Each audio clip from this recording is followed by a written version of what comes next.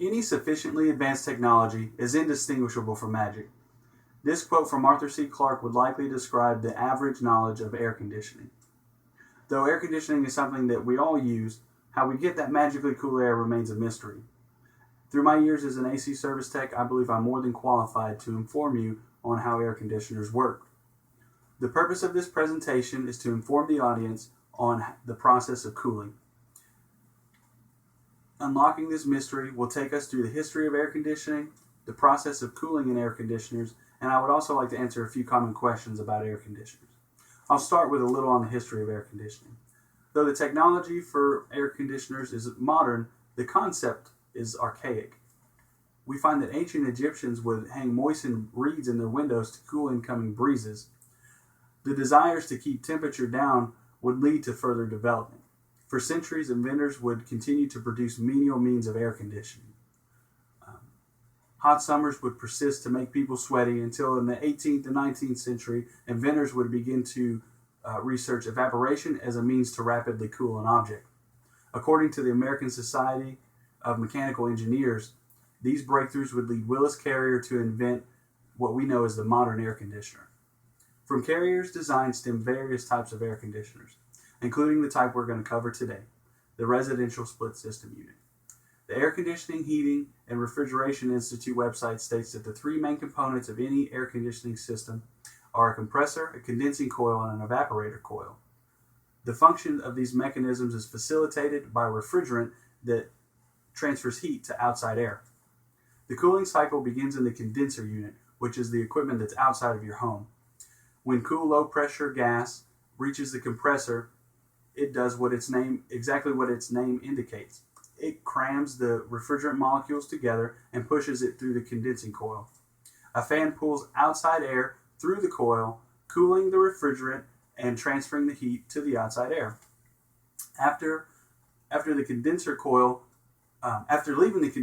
much cooler, the refrigerant moves indoors towards the evaporator coil. First, it passes through an expansion valve to become a low-pressure, low-temperature liquid.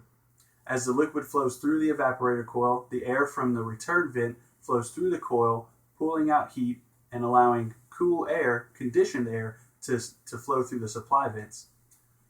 The reheated refrigerant then continues back to the compressor to continue the cycle until the thermostat indicates that the correct temperature has been reached. Now that we've covered the process of cooling, I want to cover some common questions about air conditioners. One common question is, how big of a unit do I need for my house? Typically, we hear bigger is better. When it comes to air conditioning, that is not the case. Remember, one of the main components works off of evaporation, which controls humidity. And the EnergyStar.gov website asserts that an oversized air conditioner will cool too quickly, not allowing enough time for the air conditioner to regulate humidity. Always consult a professional before deciding to make any changes to the size of your AC unit. Another important question is my unit energy efficient?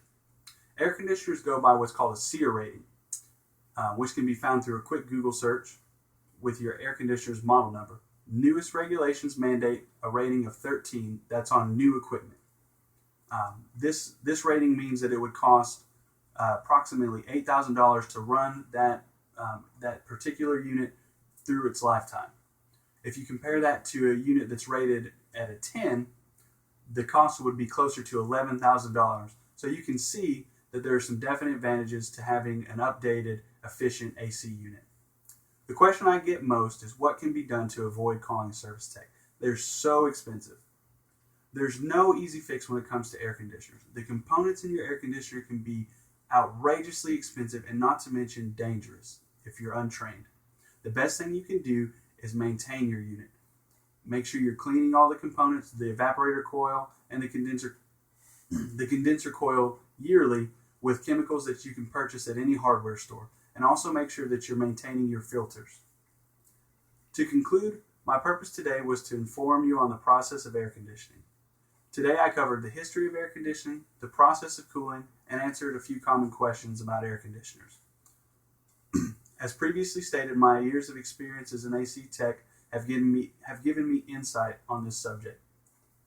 When temperatures hit 100 degrees this summer, we're all going to reach for this thermostat. and I hope this presentation will help you better understand the magic process that's taking place when you do.